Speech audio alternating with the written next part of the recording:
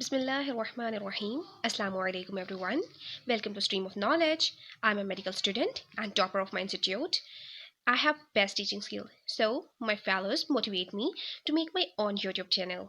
So here is my first video about Elisa. Let's start without wasting our time. Elisa, enzyme-linked immunosorbent assay.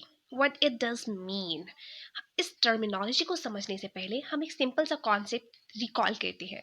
एक specific antibody एक specific antigen के साथ ही attach होती है। For example एक test sample के अंदर हमने अगर कोई अननोन एंटीजन या एंटीबॉडी को डिटेक्ट करना है तो उसके अगेंस्ट हम नाउन एंटीजन या एंटीबॉडी को बना लेंगे, जिसको फिर हम एंजाइम लिंक्ड करेंगे, जो एंजाइम लिंक्ड होगा। देन हम अगर तो वो टेस्ट सीरम के अंदर अननोन एंटीजन और एंटीबॉडी प्रेजेंट होगी तो वही नाउन एंटीजन जो कि एंजाइम लिंक्ड है या एंटीबॉडी वो उसके साथ अटैच्ड हो जाएगी और सबस्ट्रेट के ऐड होने पे एक कलर डिवेलप होगा। This is the basic principle. अब इसी चीज़ को हम डिटेल में देखते हैं।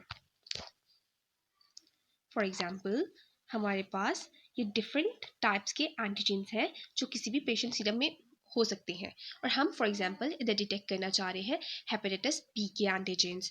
हम इसके अगेंस्ट हैप बी की एंटीबॉडीज़ को बनाएंगे और उसको एंजाइम लिंक्ड करेंगे।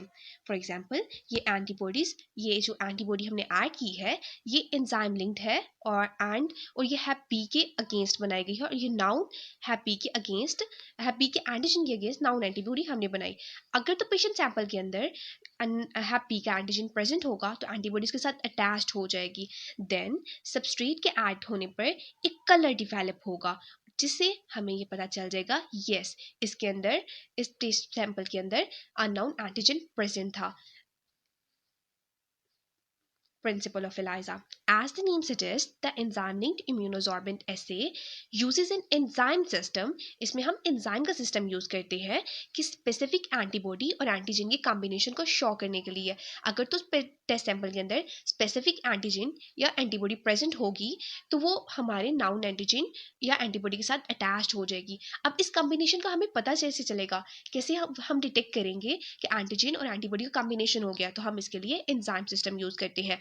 अब एंजाइम सिस्टम में दो चीजें आती हैं। फर्स्ट इज एंजाइम जो कि लेबल्ड होगा हमारे नाउन एंटीजन या एंटीबॉडी से।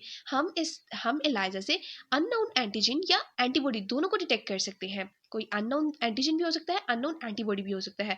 अगर अननोन एंटीजन है तो उसके अगेंस्ट हम noun labelled antigen antibody produce करेंगे। अगर अननोन एंटीबॉडी है तो उसके अगेंस्ट हम नाउन एंटीजन जो कि लेबल्ड होगा उसको हम ऐड करेंगे।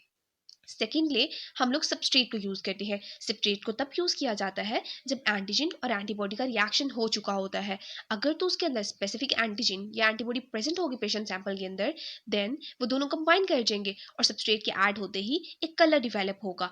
अब ये कलर हमें दो चीज़ें बताता है, एक क्वान्टिटेटिव एनालिसिस, दूसरी क्वालिटेटिव। अब क्वालिटेटिव कैसे बताता है? अगर तो कलर डिवेलप हुआ it's mean yes the unknown antigen जो कि हम डिटेक्ट करना चाह रहे हैं, अननोन एंटीबॉडी वो प्रेजेंट है पेशेंट सैंपल के अंदर। और दूसरी क्वांटिटेटिव एनालिसिस हमें बताता है। अब क्वांटिटेटिव एनालिसिस कैसे बताता है? अगर तो इंटेंसिटी ऑफ कलर बहुत ज़्यादा है इट्स मीन जो अननोन एंटीजन या पर्टिकुलर एंटीजन या एंटीबॉडी जिसको हम डिटेक्ट करना चाह रहे हैं वो उसके अंदर बहुत ज़्यादा अमाउंट में प्रेजेंट है। इसी तरह इसलिए हमें एलाइजा क्वांटिटेटिव और क्वालिटेटिव दोनों एनालिसिस बताता है। देन अब हम लोगों आपने एक बात this thing you should keep in mind, हम कौन कौन से एंजाइम्स को यूज कर सकते हैं।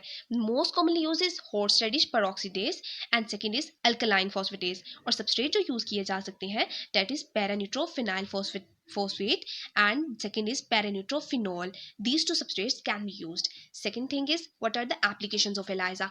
I hope you can understand the basic principle of ELISA. Second thing is where we can use the ELISA. Most commonly it is used in diagnostic and screening purposes. We can use ELISA to detect any kind of disease. How?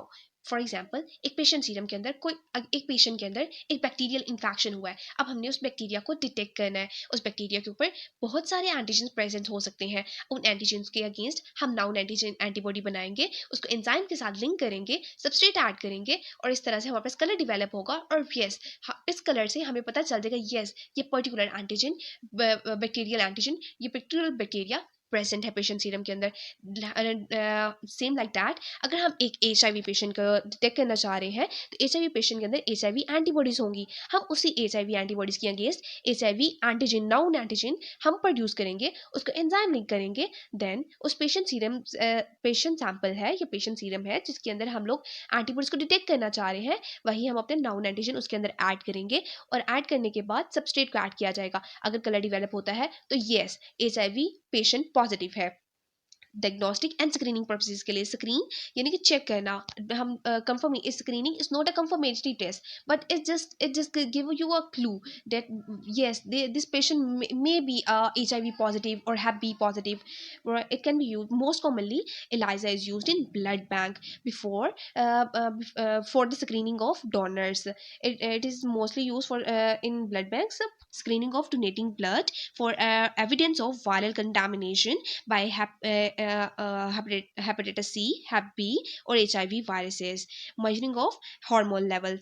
We can also measure hormone levels by ELISA. For example, HCG, a test of pregnancy, TSH, T3, T4. It can also be used in food and drug industry for to detect potential food allergens. For example, milk, peanuts, almonds, or eggs. It can also be used for detection of any toxic drug. It also used in research industries, for example in vaccine development, to check or also it is also check to the specificity of antisera. Guys, it was my first YouTube video, so do subscribe and like, so that it will motivate me. Thank you for watching, and in next part we will discuss about the parts of ELISA. And kindly मुझे ये बताएं कि आपको कौन सा mode ज़्यादा बेहतर लगता है, इंग्लिश में या उर्दू में? I can speak in both well. Thank you guys.